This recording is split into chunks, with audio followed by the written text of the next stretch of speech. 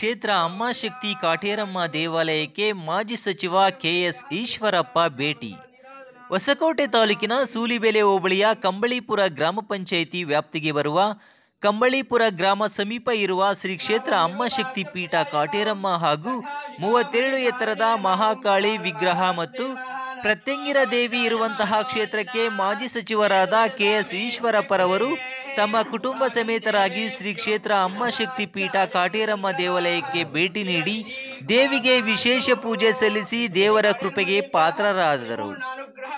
ದೇವಾಲಯದ ಪಕ್ಕದಲ್ಲೇ ನಿರ್ಮಾಣವಾಗುತ್ತಿರುವಂತಹ 252 ಅಡಿ ಎತ್ತರದ ಪ್ರತ್ಯಂಗಿರ ದೇವಿಯ ಕಾಮಗಾರಿಯನ್ನು ವೀಕ್ಷಣೆ ಮಾಡಿದರು. ದೇವಾಲಯ ಧರ್ಮದರ್ಶಿಗಳಾದ ರಾಮಯ್ಯರವರು ಶ್ರೀ ಕ್ಷೇತ್ರ ಅಮ್ಮಶಕ್ತಿ ಪೀಠ ಕೇಂದ್ರದಲ್ಲಿ 252 ಎತ್ತರದ ಪ್ರತ್ಯಂಗಿರ ದೇವಿಯು ವಿಗ್ರಹ ಕಾಮಗಾರಿಯೂ ನಡೆಯುತ್ತಿದೆ. ಈ ಪ್ರತ್ಯಂಗಿರ ದೇವಿಯು ಇಡೀ ನಮ್ಮ ಭಾರತದಲ್ಲಿಯೂ ಎಲ್ಲಿಯೂ ಇಲ್ಲ. ಈ ಕ್ಷೇತ್ರದಲ್ಲಿ ಪ್ರತ್ಯಂಗಿರ ದೇವಿಯನ್ನು 2 ವರ್ಷದಲ್ಲೇ ದೇವಿಯ ರೂಪವನ್ನು ಇಡೀ ವಿಶ್ವಕ್ಕೆ ಪರಿಚಯ ಮಾಡಿಕೊಡುತ್ತೇವೆ ಹಾಗೂ ಪ್ರತ್ಯಂಗಿರ ದೇವಿ ವಿಗ್ರಹದ ಮುಂದೆ ಪ್ರತ್ಯಂಗಿರ ದೇವಿಯ ದೇವಾಲಯವನ್ನು ನಿರ್ಮಾಣ ಮಾಡಿ ಪ್ರತ್ಯಂಗಿರ ದೇವಿಯ ವಿಗ್ರಹ ಪ್ರತಿಷ್ಠಾಪನೆ ಮಾಡಲಾಗುತ್ತದೆ ಎಂದು ಮಾಜಿ ಸಚಿವರಾದ ಕೆಎಸ್ ಈಶ್ವರಪ್ಪರವರಿಗೆ ದೇವಾಲಯದ ಬಗ್ಗೆ ಪರಿಚಯ ಮಾಡಿಕೊಟ್ಟರು. ಇನ್ನು ಈ ಸಂದರ್ಭದಲ್ಲಿ ಮಾಧ್ಯಮದವರೊಂದಿಗೆ ಮಾತನಾಡಿದ ಮಾಜಿ ಸಚಿವ ಕೆಎಸ್ ಈಶ್ವರಪ್ಪರವರು, ಕಾಟೇರಮ್ಮ ಮತ್ತು ಕಾಳಿಕಾ ದೇವಿ ದೇವಾಲಯಕ್ಕೆ ಇಂದು ಭೇಟಿ ನೀಡಿದ್ದೇವೆ. ತಾಯಿಗೆ ಪೂಜೆ ಮಾಡಿ ಆಶೀರ್ವಾದ ಪಡೆಯುವುದು ಯಾವುದೋ ಜನ್ಮದ ಪುಣ್ಯ ಎಂದು ಭಾವಿಸುತ್ತೇನೆ. ಇಲ್ಲಿ ಭಕ್ತರು ಈ ದೇವಾಲಯವನ್ನು ಅಭಿವೃದ್ಧಿಪಡಿಸುತ್ತಾ ಇಡೀ ವಿಶ್ವದ ಎಲ್ಲ ಹಿಂದೂ ಸಮಾಜವೇ ಈ ಕ್ಷೇತ್ರಕ್ಕೆ ಬರಬೇಕು. ಆ ರೀತಿಯಲ್ಲಿ ಪ್ರಯತ್ನ ಮಾಡುತ್ತಿದ್ದಾರೆ. ಈ ಕ್ಷೇತ್ರವು ಒಂದು ಪುಣ್ಯ ಭೂಮಿಯಾಗಿ ಇಡೀ ರಾಜ್ಯದ ಜನತೆಗೆ ಆಕರ್ಷಣೀಯವಾಗಿ ಎಲ್ಲರೂ ಕೂಡ ಆಶೀರ್ವಾದ ಮಾಡುತ್ತಿದ್ದಾರೆ.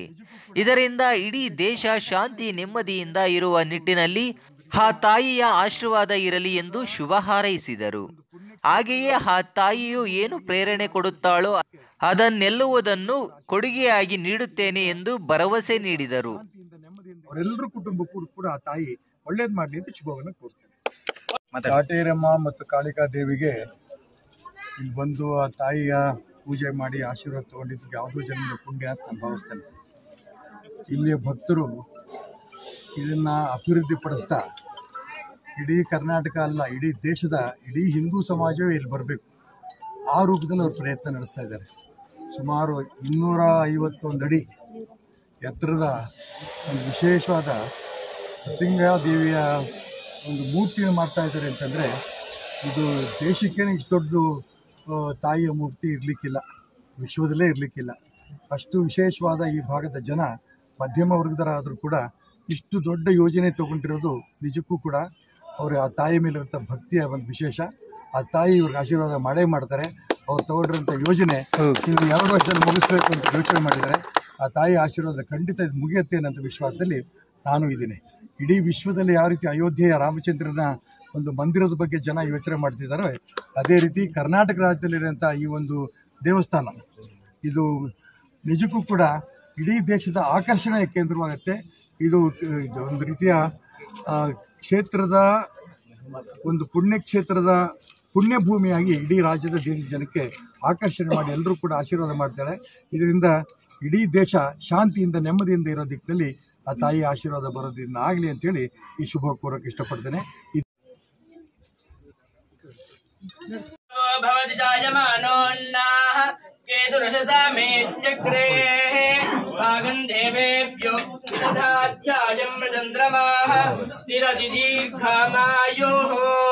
ಶ್ರೀ ಕಾಟೇರಮ್ಮ ದೇವ್ಯಾಃ ಪರಿಪೂರ್ಣಾನುಗ್ರಹ ಫಲಸಿದ್ಧಿರಸ್ತು.